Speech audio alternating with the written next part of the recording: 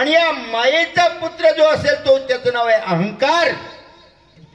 तिळमात्र जरी होई अभिमान मेरू तो समान वाटे देवा. म्हणून अहंकार झाला तुका म्हणे, पण तोच अहंकार गेला तुका म्हणे देव झाला, नाही का. तर त्यासाठी हा वांजेचा पुत्र म्हणजे अहंकार पोहला रे, म्हणजे मायारूपी संसारामध्ये. बरं, चौथ्या चरणात काय सांगतात? दुतोंडी हरिणी. दुतोंडी हरिणी पाण्यावर आली, दुतोंडी हरिणी पाण्यावर आली, दुतोंडी हरिणी पाण्यावर आली, दुतोंडी हरिणी पाण्यावर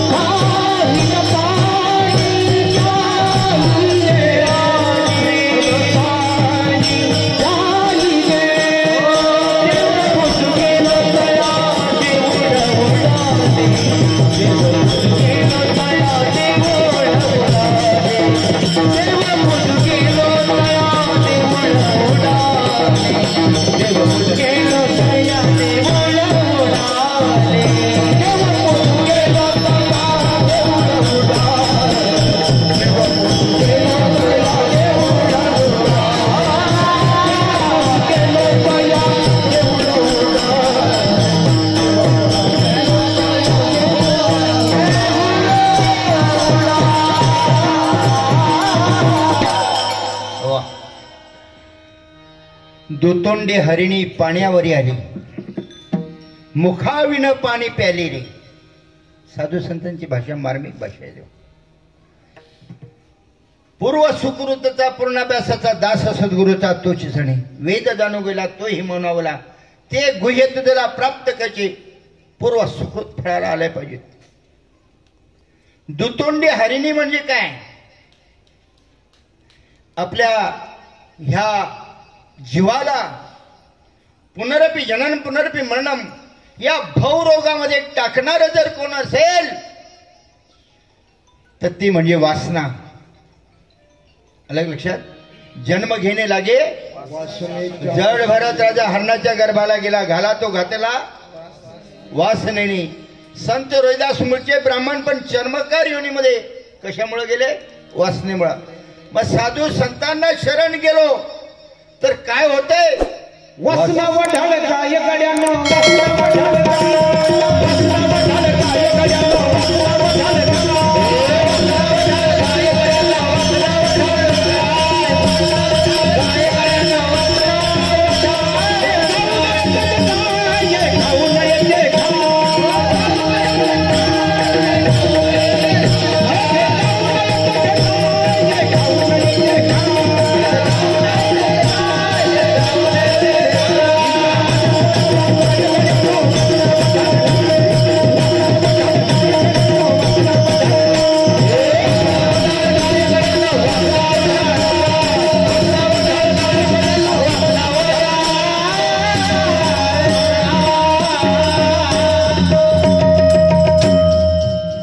आपल्या हातात फक्त 10 मिनिटं आहेत बरं का, त्याच्यामध्ये सगळं उरकायचं आहे. मग ही वासना वडाळ्या सांगितले. आपण सगळे शेतकरी आहोत.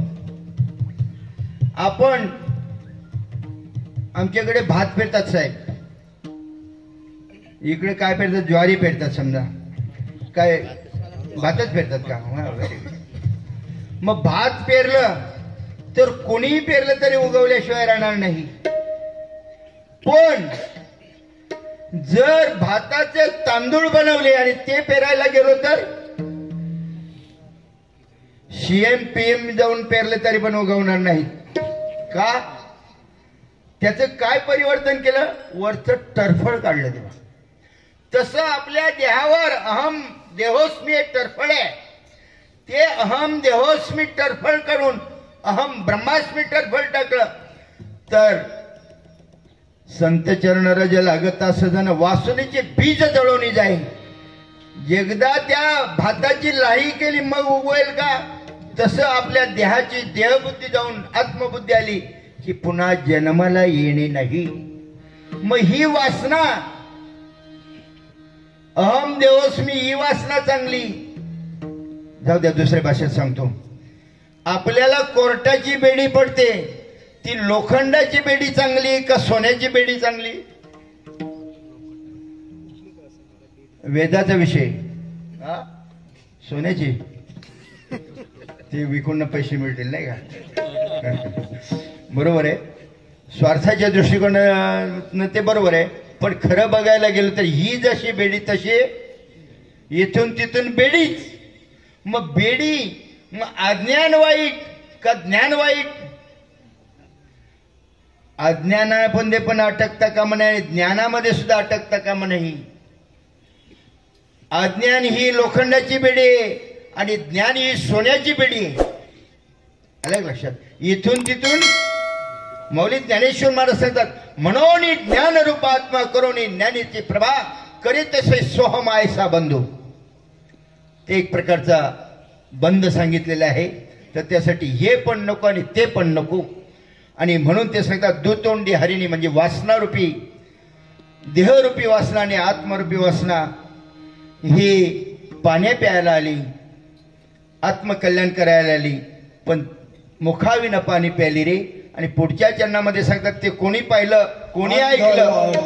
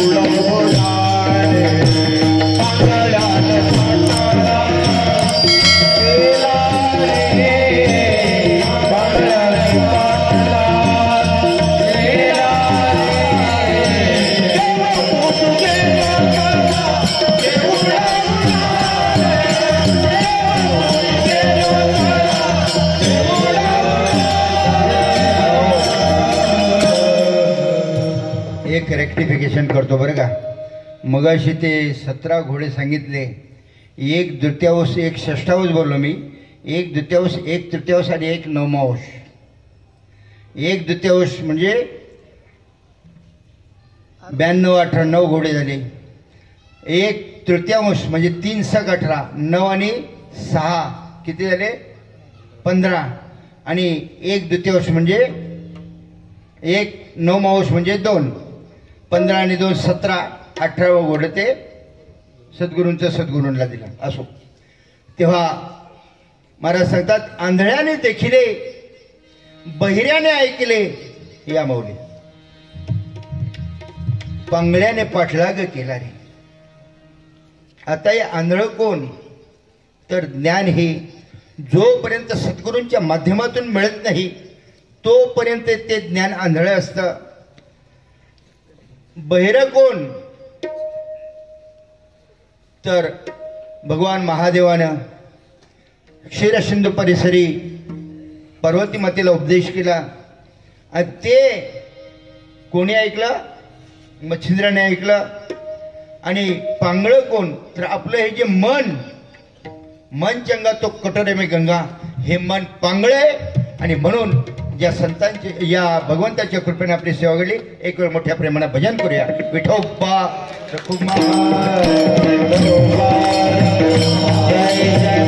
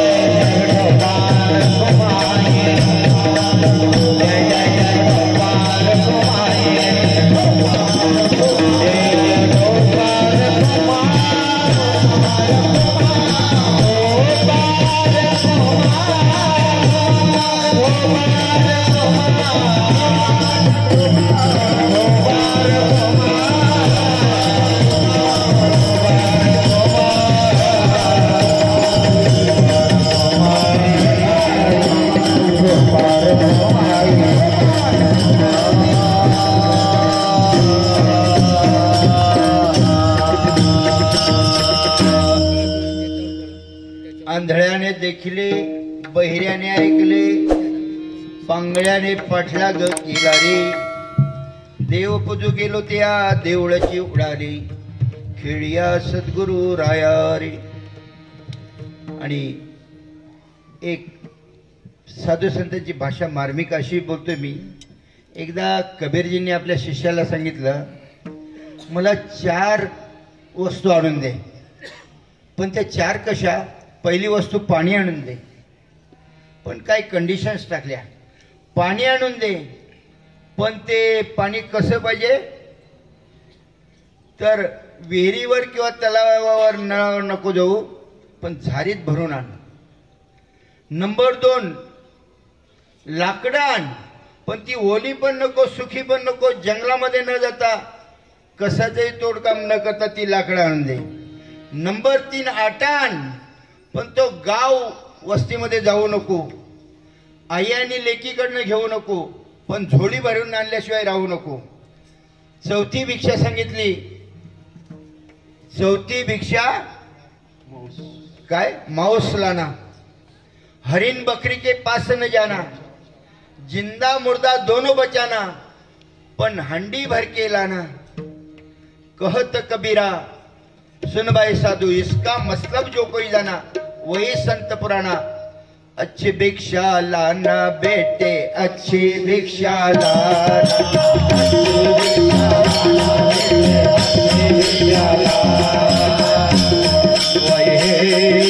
गुरु ने मंगवाई,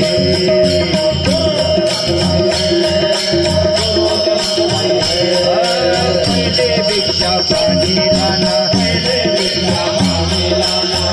बावड़ के पास न जाना, रस्ते बादली दोनों बचाना. अच्छी भिक्षा लाना बेटे,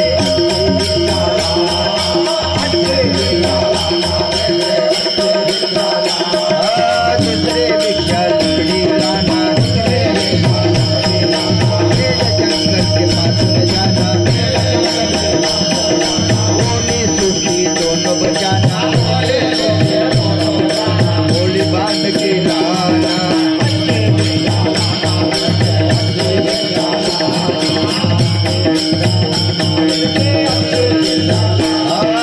चित्रे भिक्षा आटा लाना, बस के पास न जाना. माँ बेटी को दोनों बचाना, झोली भर के लाना. चौथी भिक्षा मांस लाना, हरिण बकरी के पास न जाना. चित्ता मुर्दा दोनों बजाना, ठंडी भर के लाना।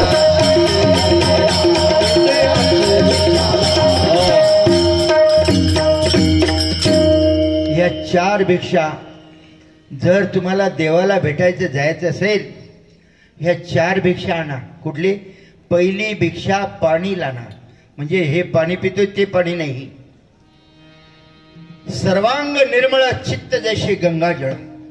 आपलं चित्त शुद्ध असलं पाहिजे. चिंतन चित्ताला लावी, मनाच्या मनाला उन्मनीच्या सुखात पांडुरंग भेटी दे. चित्तरूपी पाणी आणा. चित्त मिले तो सब मिले, नाही तो फुकट संग. पाणी पत्थर एक कठोर कोर न बिगेंगा. चित्तरूपी पाणी शुद्ध पाहिजे. नंतर लकडी लाना. ती लकडी नाही, पेंड जंगल के पास न जाना. आपल्याकडे असलेले षड्रिपू, मल, विक्षेप, आवरण या सगळ्यांची मोळी बांधून आणा देवाला भेटायचं जायचं असेल तर. तिसरं आटा लाना. आटा लाना म्हणजे मनरूपी आटा. मन करारे प्रसन्न सर्व सिद्धीचे कारण.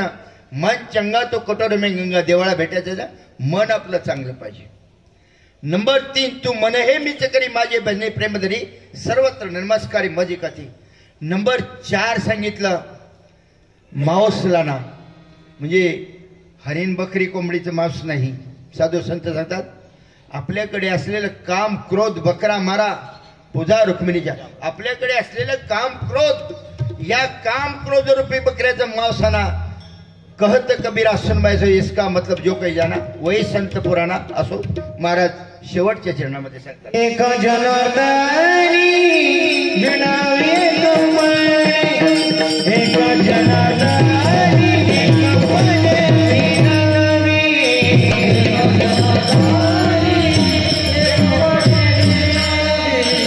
एक जनार्दनी कमळे विणावे, एक जनार्दनी एक कमळे विणावे, एक जनार्दनी एक कमळे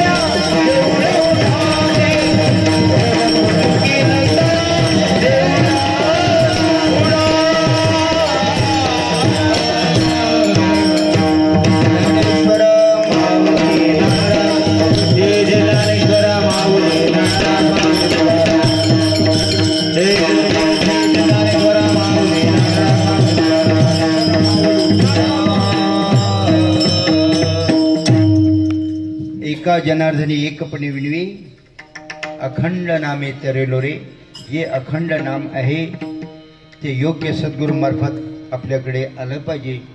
ज्याला अजपजप म्हणतात तो नाम आपल्यामध्ये आला तर प्रश्न मिटत असतो.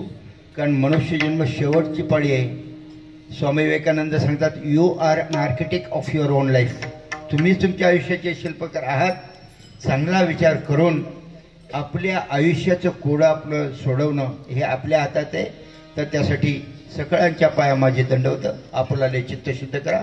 ही सर्व कार्यकारी मंडळी हरदेव धन्यवाद देतो. भगवंताला विनंती करतो त्यांना उदंड आयुष्य मिळू द्या आणि त्यांच्याकडनंही असंच समाज उद्धारण्याचं कार्य घडू द्या. आमचे बापूजी असतील, अण्णाजी असतील आणि इथली सगळी मंडळी, सगळ्यांचीच नावं मला पाठ नाहीत, परंतु कार्य आहे चळवळीचे जो जो करील त्याचे. स्वामी विवेकानंद सांगायचे, मला 100 तरुण द्या, जग हलवून दाखवेन. मग आपल्याकडे तर कितीतरी मंडळी आहेत. असो, सगळ्यांचा तो राजमार्गाचा अवलंब मिळू द्या. आणि साहेब, आज तुम्ही आले, दुधामध्ये साखर, सोन्याला सुगंध यावा या पद्धतीने तुम्ही वातावरण मंगल केलेले. हार्दिक धन्यवाद. आणि महाराज आपल्याला सुद्धा हार्दिक धन्यवाद. आणि बापूजी आमचे खरंच जगामध्ये बघायला गेलो तर भरपूर मंडळी असतात अधिकारी, पण बापूजींसारखं प्रेमळ व्यक्तिमत्व आमच्या गाडीमध्ये येतानाच चर्चा झाली. हे महात्मे आहेत. जोपर्यंत आपल्यामध्ये आहेत तोपर्यंत आपल्याला त्याची व्हॅल्यू कळत नाही, पण जेव्हा आपल्याकडून दूर जातात ना तेव्हा अरे बापूजी असे होते. म्हणजे सांगायचं तात्पर्य, जोपर्यंत आपल्यामध्ये आहेत, श्रीपाद बाबा, रामदास बाबा जेव्हा होते तेव्हा त्यांनी ओळखलं नाही, पण आता आपल्याला त्यांची महती कळते. तसं आपल्या जवळ अ friend in need is a friend in deed. आपल्या जवळ असलेल्या माणसाची कदर करा. आणि त्याच्यामुळं त्यांनी जो राजमार्ग, निस्वार्थपणे राजमार्ग, कुठल्याही प्रकारचे स्वार्थ नाही, असं त्यांना सुद्धा उत्तम आरोग्य, उदंड आयुष्य मिळो. शेवटच्या श्वासापर्यंत त्यांचं कार्य घडत राहो. आणि ज्या महात्म्यांच्या कृपेनं, ज्या भगवंताच्या कृपेने सेवा घडली, न्यूनतेपुरते अधिकते सत्य करून घ्यावे तुम्ही विनवित असे. झालेली सेवा त्यांच्या चरणी अर्पण. सेवेला पण विठ्ठल.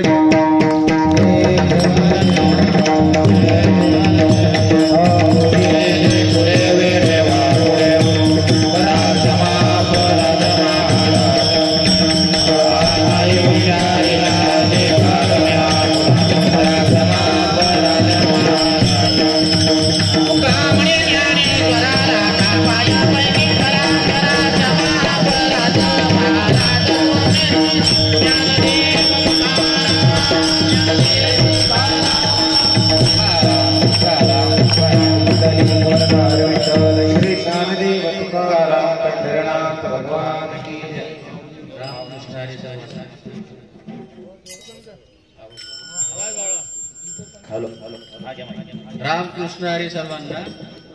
आज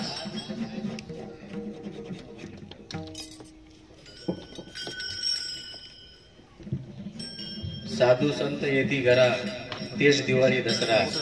आणि योगायोगाने आज या ठिकाणी आपल्या खुड्यानगर साप्ताहिक कार्यक्रमामध्ये विज्ञान आणि अध्यात्म समोरासमोरच आहे. तसं सागर डोयफोडे साहेबांना मी सांगतो, साहेब आपण महाराजांचं स्वागत करून घ्यावं.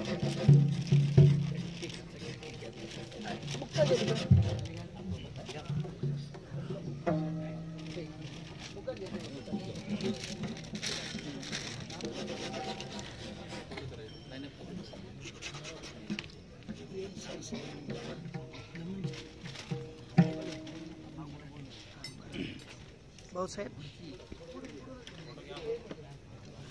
साईड द्या साईड. हॅलो सर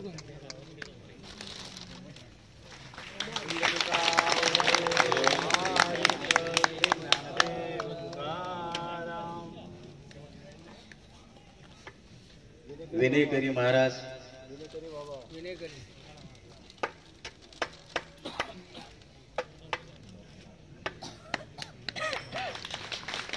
व तसेच आपले सर्वांचे लाडके बापू महाराज त्यांना विनंती करतो समोर यायचं आहे.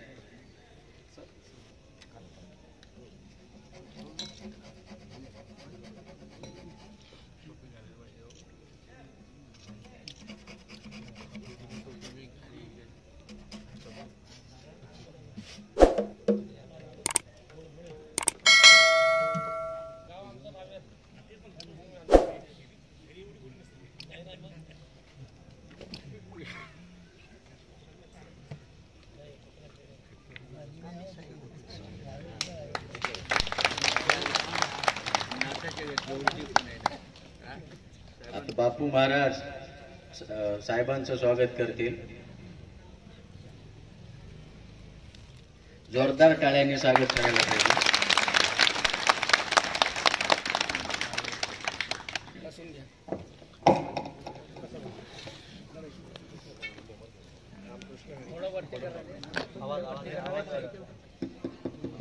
श्री ज्ञानदेव तुकाराम पंढरीनाथ महाराज की जय. माऊली ज्ञानेश्वर महाराज की जय. जगद्गुरु संत तुकाराम महाराज की जय. आज या ठिकाणी गुरुभक्त स्वानंद प्रेमन मंडळ आणि वापी स्थित सर्व भक्त मंडळी आणि सर्वांच्या आज उपस्थितीमध्ये जो गेले काही दिवस सप्ताह आपल्या इथं सुरू आहे. मराठीमध्ये चालणार आहे ना काही लागणार नाही तो हमें आदत है दोनों भाषा में. आज या ठिकाणी जो सप्ताह बरेच दिवसापासून सुरू आहे आणि मला वाटतं सांगतेला तो पोचलेला आहे. 17 वर्षापासून 2004 साली मला वाटतं 7 साली त्याची सुरुवात झालेली होती आणि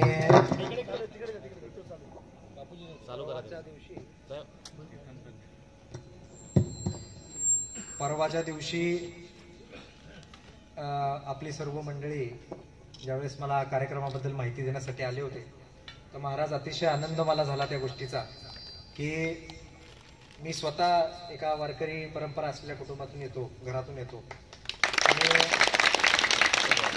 माझे आजोबा स्वतः हरिभक्त पारायण संभाजी अण्णासाहेब डोईफोडे यांनी 45 वर्ष चालत पायी वारी केली. तुकाराम महाराजांच्या पालखीमध्ये ते असत होते आणि त्यांच्यामुळे आमच्या पूर्ण कुटुंबाला तो वारसा लागला.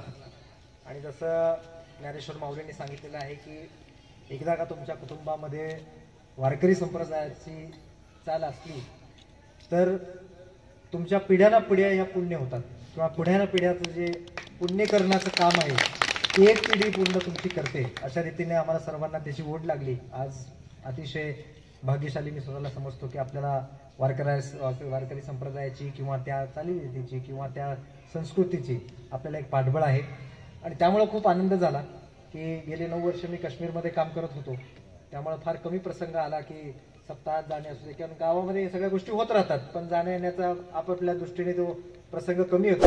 पण आज गेले 6 महिने झाले मी इथं दमणदीवमध्ये पदभार स्वीकारल्यानंतर आज मी स्वतःला भाग्यशाली समजतो की आपल्या इथं येण्याचं सौभाग्य मला प्राप्त झालं. फार काही वेळ घेणार नाही पण आपल्या सर्वांना खूप खूप शुभेच्छा देतो आणि बापूजींना शुभेच्छा देतो की त्यांच्या सर्वांच्या कार्यक्रम आपल्या सर्वांच्या सहयोगानं हा असा भव्य असा कार्यक्रम आपण सर्वांच्या इथे प्राप्त होत राहतो. जेवढे दिवस आपल्या सर्वांच्या सान्निध्यात राहण्याची संधी मला उपलब्ध असेल आणि काय आपल्याला अजून नवीन पिढीमध्ये कारण ते परवा आले असताना मी त्यांना एक प्रश्न विचारला की सर्वात महत्त्वाचा आपल्या सर्वांसमोर काय प्रश्न आहे की नवीन पिढी वारकरी विचारांमागे किंवा भक्ती संप्रदायामागे किती चाललेली आहे आणि ते विचार किती त्यांच्यापर्यंत रुजतायत हा आज खरा आपल्या सर्वात मोठा प्रश्न आहे. आणि कसं नवीन पिढीला मला फार आनंद होत होता या लहानशा महाराजांना मला इथं बघितलेलं असताना की अतिशय तल्लीन होऊन पखवाज वाजनाचं काम ते करत होते आणि अशा रीतीने नवीन पिढीमध्ये आपलं शिक्षण असू दे किंवा त्यांचं काय म्हणतात त्याला बिझनेस असू दे किंवा नोकरी असू दे, ह्या सगळ्या गोष्टी सांभाळत वारकरी संप्रदायाचा विचार, भक्ती संप्रदायाचा विचार हा काय कुठलाही फक्त धर्माचा किंवा कर्मकांडाचा विचार नाही, हा सकल मनुष्य जनाचा वेलफेअर ज्याला आपण म्हणतो, बेनिफिट कसं होईल अशा पद्धतीचा हा विचार आहे. त्यामुळे अशा पद्धतीचा विचार जेवढा जास्त आपल्याला नवीन पिढीपर्यंत घेऊन जाता येईल, विविध माध्यमातून घेऊन जाता येईल, विविध शिक्षणातून घेऊन जाता येईल. आजकाल व्हॉट्सअप आहे, मीडिया आहे, ह्या मीडियाच्या माध्यमातून हे विचार कसे लोकांपर्यंत पोहोचतील, नवीन पिढीपर्यंत पोहोचतील, हा प्रयत्न आपण केला पाहिजे. एवढीच इच्छा आपल्या सर्वांच्या माध्यमातून आणि प्रण आपल्या सर्वांच्या माध्यमातून मी व्यक्त करतो. आजच्या या सेवेसाठी मला येता आलं, मला फार आनंद या गोष्टीचा होतो. धन्यवाद. रामकृष्ण.